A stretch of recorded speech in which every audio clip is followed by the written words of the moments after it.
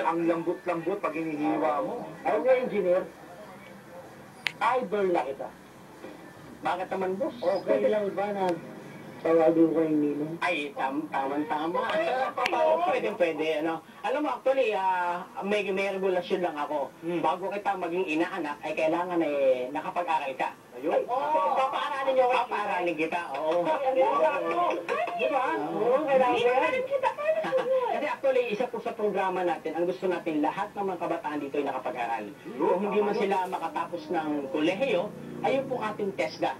Ano, ang dami po ng trainees na ginaganap dito ng TESDA. Ano po ba yung tinatawag na TESDA? Ay, ito po yung ating mga technical courses, ano po, technical Yan ang vocational yung mga courses. tinatanggap ngayon kapag halimbawa, nakapag-testa ka, kung hindi mo kaya makapag-aral ng College, oo.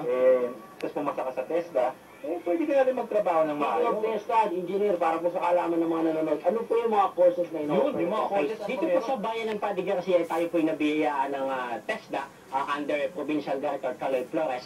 Pwede meron po tayong housekeeping, food and beverages, ano po, pwede pong bookkeeping, welding, pipe fitting, at hopefully po, may susunod po tayo yung butchery o yung pagkakatay ng baka at baboy. Gagawin po natin. Pwede ka doon.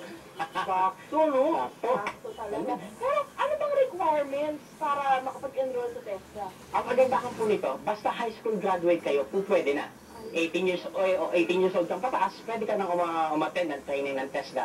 At ito po ay community-based. Ibig sabihin, dito po ginaganap mismo sa aming bayan. At actually po, doon po sa silong ng bahay ko, doon po tayo nagpapatraining. Ayun!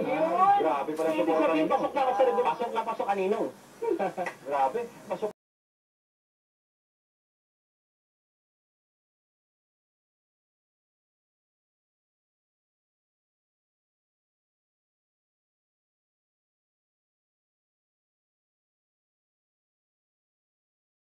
Yung percentage po ng mga nag-graduate dito sa inyo? Dito po sa akin, yung pong undergo ng training sa akin na 350 estudyante na po nabigyan natin.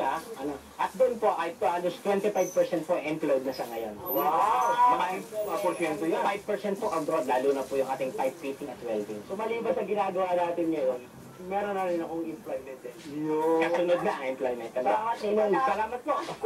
Maraming salamat, engineer. Yes, sir. Salamat po. Enjoy kami sa Padre Garcia. Yes, ma'am. Thank you. Sana po mauwili kayo dito sa aming bayan. Ano? At iniimbita ko din po ang ating mga kababayan, ang buong Pilipinas, na bisitahin ang bayan ng Padre Garcia para po ninyong makita. Ang dami pong mga business opportunity dito sa aming bayan. Panoodin niyo po, puntahan ninyo at makikita ninyo ang mga ating pong mga kababayan na madasalin at ganyan din po ay magaling pong maghanap buhay. Ayan. At sa mga ka-explorers, sigurado naman nag-enjoy kayo sa aming pinalabas sa inyo mula po dito sa Padre Garcia. Ayan. At lahat po kami dito sa Chico Dexon. Nag-enjoy sa mga bulalong kinain namin. Sa ano-ano pa.